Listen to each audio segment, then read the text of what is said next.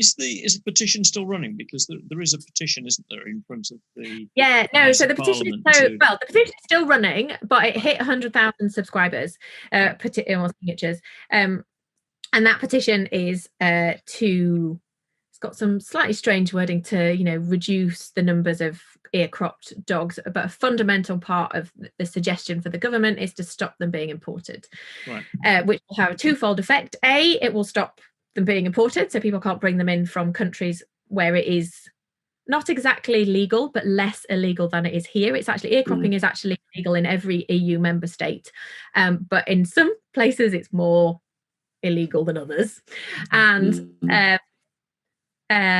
stop them in being imported, and a lot of them had, but a huge amount, mainly the bully breeds, are being done in the UK. I think that is a completely accepted fact now. There are some, unfortunately, some members of our profession, I say members very loosely, who are cropping bully breeds in this country, and currently are hiding behind he was imported, he was an imported dog.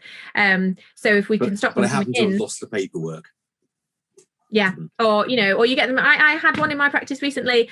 Nice family, teenage lad, wanted an XL bully, bought him an XL bully, came to me for his second vaccination.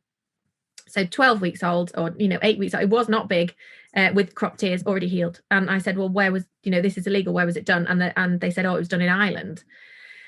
Here's his, and I was like, well, has he got a passport? No passport. Here's the paperwork.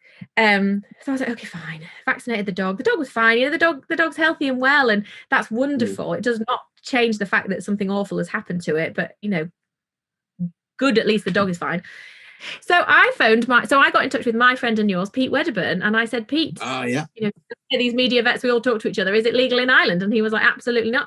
So I said to the owners, we're going to have to report this. And I spoke to the VDS, and they said, you absolutely can. And I said to them, I'm going to report it. And they were supportive. They didn't know. It's not their fault, but so much of fashion, of particularly that kind of dog, XL bully, pocket bully, whatever you want to call them, pit bulls by any other name, a lot of them, because it's fashion, they're all sold with ears like that. It's presented to the new owners as completely normal. It's presented as it's been done legally because it's been done in Ireland or somewhere like that.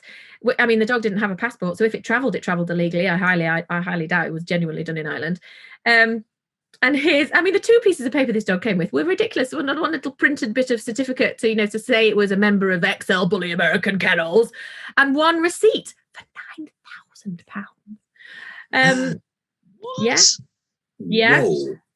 Yeah. Well, I'm going to give it all up and start breeding bullies. Stop chopping the ears off dogs. Yeah. And but they didn't know, because it's presented as so normal. If you go online, you go on the Instagram pages, if you go on celebrities, they've all got, loads of them have got these dogs. The ears are chopped off. It's so normal that people either don't realise these dogs have, beautiful floppy ears that make them look like doofuses rather than, attack dogs, which is the reason the ears are chopped off, because there's so much mastiff in them. There's lovely floppy ears. And it's presented as completely normal and acceptable. And then, when people kind of know it's a bit illegal, they go, oh yeah, it's been done legally. And it has. So that's the driving force. So that's the idea behind that campaign, is making importation illegal is actually quite a clever way of drawing a line in the sand and saying it's unacceptable in this country, but also making it a lot easier for convictions to happen. Yeah, that's really good. Why, just to throw it out there, why should we ban it? Why not just have them cropping their ears? Hopefully the answer is fairly easy. I think you ask a group of vets that question and we're all going to put our hackles up, aren't you? But there may be people watching or listening this who think, what is the problem? I mean, surely they're done, if it's done under anaesthetic and they give them pain relief afterwards, there's no pain. What is the problem? So there we go. Oh, yeah. I've seen that argument a lot, especially from Americans. It's not painful. They're on pain relief. Right, well, let's chop your ears off, stick you on some non-steroidals, Metagam or other ones exist, and let's see how sore it is while it heals, shall we?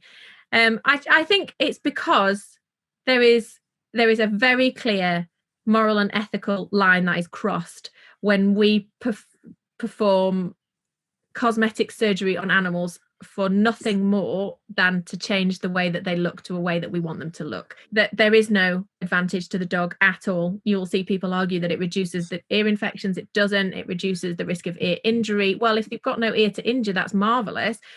But these dogs aren't injuring their ears. But that's because you've already injured it. So that's a bit of a non-argument, isn't it? Less chance of oral hair, isn't it, Julian? Absolutely, yeah. Yeah, it is. There is. Yeah. So I think it's just a very clear ethical and moral boundary, and it has been. I think it's been officially illegal in the UK since about sometime in the 2000s when some legislation was passed, but it hasn't been done in the UK and hasn't been the breed standard for over 100 years. I'm not entirely sure whether it was officially illegal until legislation was passed more recently, but it certainly was never, ever, ever done.